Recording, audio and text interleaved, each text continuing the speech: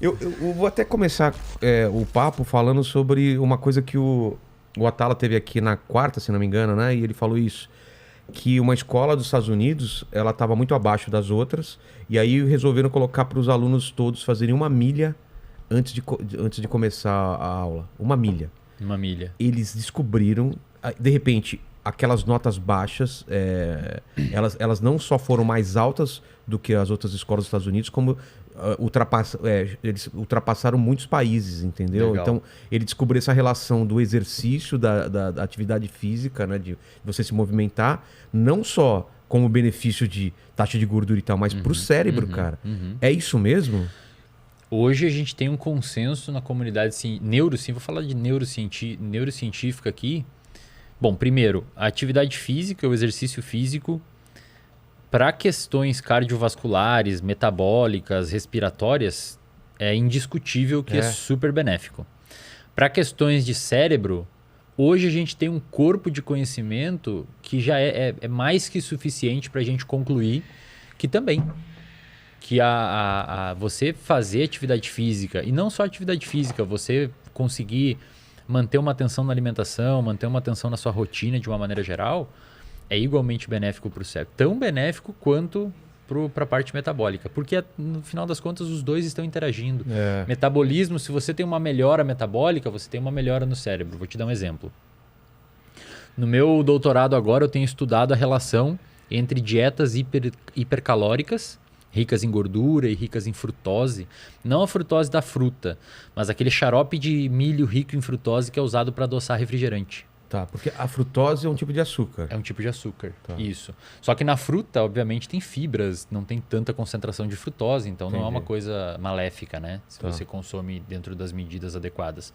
Agora, quando você pega essa frutose, hiperconcentra ela e adoça refrigerantes, que é o que o pessoal faz? Que é o que o pessoal da indústria do refrigerante faz. A gente hoje percebe que ela é bastante maléfica a nível de sistema nervoso central, de cérebro. E o que eu vejo... O que causa isso? Pois é, o que eu vejo, o que os dados mostram, Vilela? Primeiro, quando a gente entra numa dieta... Isso vai demandar uma resposta um pouquinho mais longa, tá? Quando a gente entra numa dieta ruim, acontecem algumas coisas no nosso metabolismo periférico, isto é, no nosso corpo. Ocorre um aumento de glicose, ocorre um aumento de lipídios, de gordura, LDL, triglicerídeos, etc. Mas também ocorre uma coisa que a gente chama de resistência à ação da insulina. A insulina é um hormônio que, quando o seu açúcar no sangue sobe, a insulina permite que o seu músculo, o seu fígado, a sua gordura capte a glicose. Então, quando você tem aumento de glicose, ocorre aumento de insulina e a insulina permite que a célula puxe glicose para dentro. Diabéticos, que têm uma alta taxa de açúcar no sangue, de glicose no sangue, eles têm um quadro chamado principalmente no diabetes tipo 2, um quadro chamado de resistência à ação da insulina. Ou seja, a pessoa comeu tanto açúcar, comeu tanta coisa, que meio que o pâncreas, que é o órgão que libera insulina, liberou tanta insulina que a célula ficou resistente. Então a célula já não identifica mais se tem ou não insulina ali e, portanto, não permite captação de glicose, a pessoa fica diabética. Ponto importante. Hoje a gente sabe que a gente tem insulina no cérebro. Ah, é? A gente tem insulina no cérebro. Mas o mais interessante, cara, é que os nossos neurônios, que são as células que a gente tem no cérebro, um dos tipos de células são as células funcionais do cérebro. A gente tem 86 bilhões de neurônios, com B, 86 bilhões de neurônios. As células do cérebro, elas não dependem de insulina para captar glicose. Elas captam glicose não precisando da insulina. Aí por muito tempo se perguntaram por que a gente tem insulina no cérebro então? A resposta é que a insulina no cérebro ela atua em formação de memória, ela atua em foco atencional, em você prestar atenção nas coisas, ela atua em melhora cognitiva geral. Tudo isso é necessário para você passar numa prova, como a Atala falou lá dos estudantes. Então quando você melhora a sua capacidade de metabolização periférica da insulina, de utilização periférica da insulina, você melhora também a sua utilização central dela. Entendi. Então é impossível a gente dissociar mente, cérebro e corpo. As duas coisas são unidas. E quando você faz uma atividade física, você sinaliza para o seu cérebro que está tudo bem na periferia e melhora a microbiota, várias outras coisas importantes. Isso é um ponto. Então você diminui inflamação, coisas que a gente pode conversar. E a nível do sistema nervoso central, a nível do cérebro, você aumenta várias coisas importantes para o aprendizado de curto a médio prazo.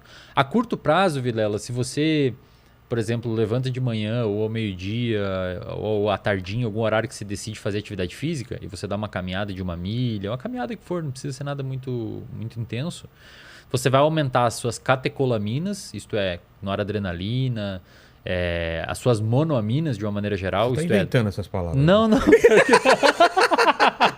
Pega a mina, traz a mina, né? Josemina. Josemina.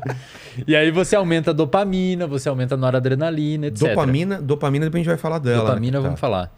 E esse aumento é... Cara, trocando em miúdos, assim, basicamente quando você faz uma atividade física, você formula uma sopa química no seu cérebro que permite você aprender melhor.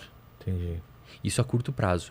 A longo prazo, você aumenta a quantidade, a produção de fatores que a gente chama de fatores neurotróficos. Isto é, são fatores que permitem o seu cérebro se moldar e melhorar. Porque o nosso cérebro é quase como se fosse uma impressão digital do nosso comportamento. Ele se molda estruturalmente, inclusive fisicamente, de acordo com o que a gente faz. Tá. Por exemplo, pessoas muito boas de memória, elas vão ter um hipocampo, que é a região do cérebro que armazena a memória, maior fisicamente mesmo. Tem um estudo que fizeram com taxistas de Londres. Eu sempre mostro esses estudos nos meus cursos, que os taxistas de Londres, para passar na prova lá, para ser taxista... Eles têm que saber todas as ruas, não pode usar o Waze. Eu vi isso. Exato. Eles têm que saber, né? A prova, cara, envolve decorar 25 mil ruas. 25 mil ruas, para manter o lance tradicional, para manter né? Negócio lá, etc. E os neurocientistas malandros pensaram assim, cara, se o cara decora 1000 que for para passar nessa prova, alguma mudança estrutural no cérebro dele vai ter em comparação a quem não conseguiu. Novas conexões, né? Exatamente. E eles fizeram isso. Foi publicado um artigo num jornal chamado de Cell, que é um dos melhores, Célula em português, um dos melhores jornais científicos do planeta. Eles pegaram 100 pessoas, 100 taxistas que iam fazer a prova e mediram o tamanho do hipocampo antes deles estudar para a prova. Tá. E depois deles estudar e fazer a prova, eles pegaram essas 100 pessoas e de novo olharam o tamanho do hipocampo. Chuta, aqueles que passaram na prova, e só os que passaram na prova, tiveram um aumento do hipocampo. O hipocampo aumentou um pouquinho. Porque provavelmente é meio que hipertrofiou. É como se fosse o músculo quando você faz academia. O seu cérebro ele dá uma aumentadinha devido a um número maior de conexões. E o mais interessante desse estudo é que aqueles taxistas que reprovaram na prova, o hipocampo não aumentou. Ou seja, parece que você precisa de fato que o seu cérebro mude para você conseguir ter uma melhora funcional no que você quer que seja. Então, quando você pega essa galera, voltando lá ao comentário da Atala, quando você pega essa galera e coloca eles fazer atividade física, 1 milha que seja, cara, você está permitindo... E é caminhando, né? Caminhar 1 milha é uma coisa aparentemente simples, exatamente. Né? Cara, só isso já faz uma diferença. Muito, muito. Você está permitindo que o corpo melhore, você está permitindo que o cérebro aumente esses neurotransmissores a curto prazo e a longo prazo o hábito vai se formando e aumente esses fatores neurotróficos que permitem... Você está basicamente dando um boost no organismo dessa pessoa. É quase que um hack. Você tá... É fora do comum, assim, o quanto isso é benéfico, cara. E o oposto também acontece, Vilela. Tem bons estudos que mostram essa área que eu tô investigando agora de dieta e memória e depressão e tal. Cara, por muito tempo a gente imaginou que era necessário vários meses, se não anos, ou pior, era necessário você ter uma modificação fisiológica para a dieta fazer mal a nível de memória, humor e tal.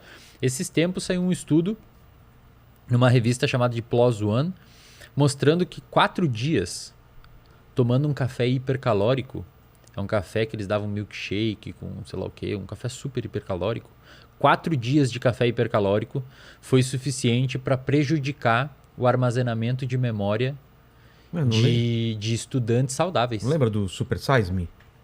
Aquele cara que ficou 1 mês, foi 1 mês, né? Não sei se você lembra, Lene.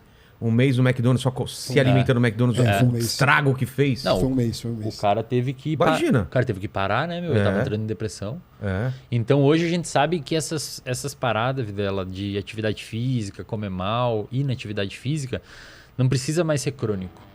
Agudo já é suficiente para fazer um estrago.